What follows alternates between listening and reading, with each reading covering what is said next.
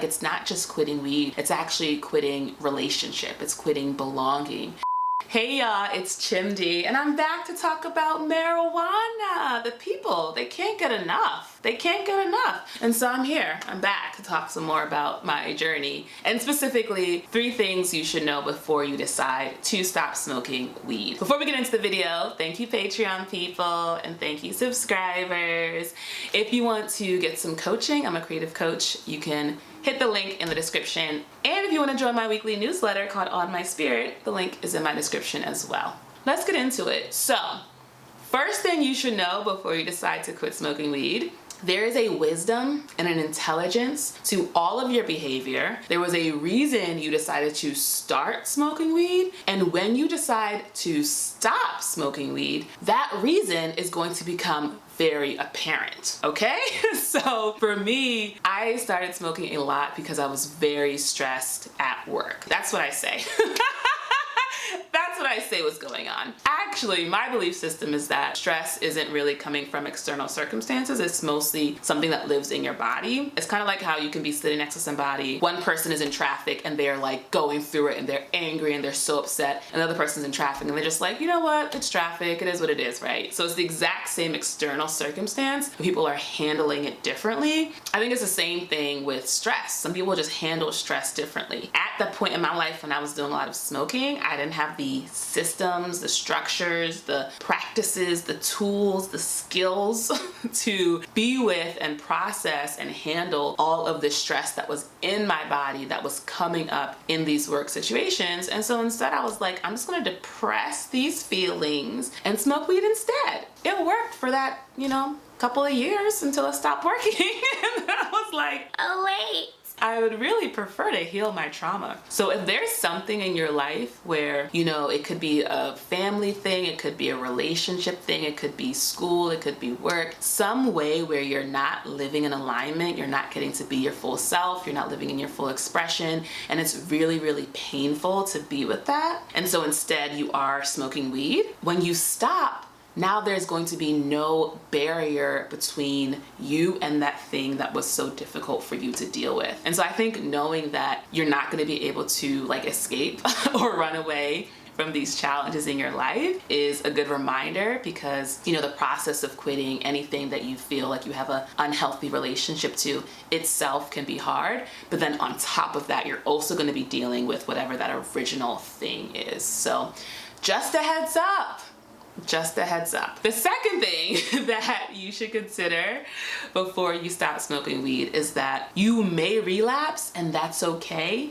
And you should give yourself grace. Grace is a very necessary thing whenever you try to make any change in your life. And I think that's especially true for quitting weed. I made a huge video, had no clue it would have the kind of impact it did. But I made this video about quitting weed after it had been about 3 months. And literally in the video I say listen, it's my birthday this weekend. Who knows if I'm still gonna be sober? I was very much like, listen, we're doing our best out here, no promises, right? And even despite saying that in my video, I still felt this sense of responsibility where it's like, I'm becoming this poster child for quitting weed, which was not my intent. And so anytime I had a relapse or even smoked casually after that, I felt this sense of I gotta make a YouTube video and I gotta tell the people that I relapsed, and I have to give them the backstory, and I have to explain myself, and I'm letting people down. I genuinely believed that. I was like, people are looking to me for inspiration, and if I smoke, I'm letting them down. I'm disappointing them, which is maybe not the healthiest relationship to have to the internet and to the strangers who watch you on it. And I think what is so beautiful about my journey is that I'm not some superhuman. I'm like, no, yeah, I've definitely smoked since making that video, right? I've had these periods of relapse, and it's been tough, being with this feeling of guilt and shame around not sticking to being completely sober. And I'm giving myself grace. I'm not beating myself up about it. I don't feel this sense of I can't talk about it, I have to feel this shame. It's like, nah, it's like, yeah, like I have relapsed and it's okay. Because I know for me, the important thing is to not make it this habit where I'm not able to be in my life. I'm not able to process what I'm experiencing. I'm not able to feel my feelings, and I need to smoke in order to do those things. And so because I feel like I'm in right relation to weed, where it's no longer kind of got a hold on me, I feel okay if I have times where I am kind of emotional and I'm looking to like not feel and I end up smoking. I'm like, you know what? I'm not perfect. Well, you know. I'm doing my best, and so it's okay if I have these moments of smoking. And then I think the third thing that you should know when it comes to quitting weed is that your community matters so much. Like, if you are surrounded by people and everyone smokes and everyone thinks it's normal, no one sees anything wrong with it, and every time you go out they're smoking, and every party you go to they're smoking, and it's really accessible to get, that is going to make it so much harder for you to quit. It's already a challenge to make a major change in your life anyway, no matter what it is. And then when people in your life aren't supportive of that challenge, no matter what it is, that makes it even tougher, right? And so I think what's tricky about smoking weed is, especially if it's done in a social setting and that's a big part of your social life, is that it can feel like it's not just quitting weed, it's actually quitting relationship, it's quitting belonging, it's quitting community. And now every time you want to have that feeling of belonging, of friendship, of being held, of like being in relationship, you are now having to ask yourself to sacrifice or compromise one of your values to maintain the relationship as it is. Ideally, you know, your friends or your family or your community would be really supportive of the fact that you're trying to do something different and do something that feels like it's more aligned to you, but that may not be the case, right? Even if they're not actively dismissing you or trying to pull you back into smoking, the fact that they don't make any effort to stop smoking around you or just making that just a part of their life can feel like it's even harder for you to make that change yourself.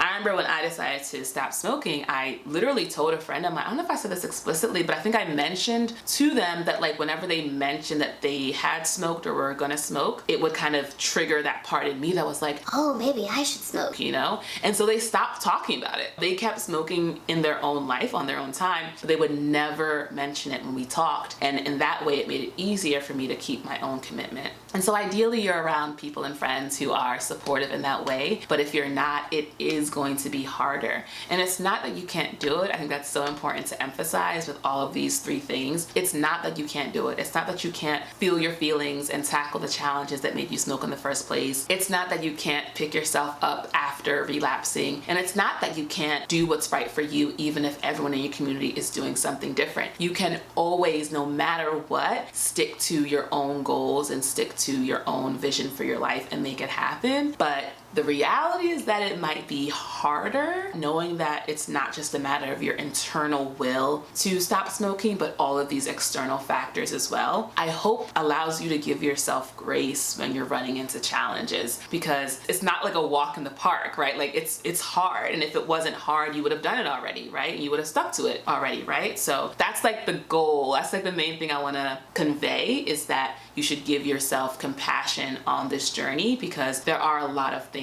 that you maybe don't realize are going to come up and challenge your commitment to stop smoking. Part of why I was inspired to make this video, I had people in my comments kind of asking me to share more, but I also had someone send me a DM and they were talking about how they started smoking when they were super young and now they were quitting, but they had all this guilt and all this shame around the choices that they made. And that's ultimately what I said was, you know, you did the best you could. You had a lot going on. For you to start smoking, obviously there was a lot going on, right? And you're just doing the best. You're trying to get through, right? So just give yourself love and give yourself compassion and be there for the part of you that is feeling that guilt and shame and anger or whatever else, because that is a part of you and that part of you deserves love. It doesn't deserve to be rejected, right? And when I shared that message with them on voice note, I thought, I think they might not be the only one who needs to hear that. And so I wanted to make a video in case you need to hear that too. That's the video. Let me know in the comments how your weed journey is going. Let me know if you want me to keep talking about it, if there's something else you want me to cover.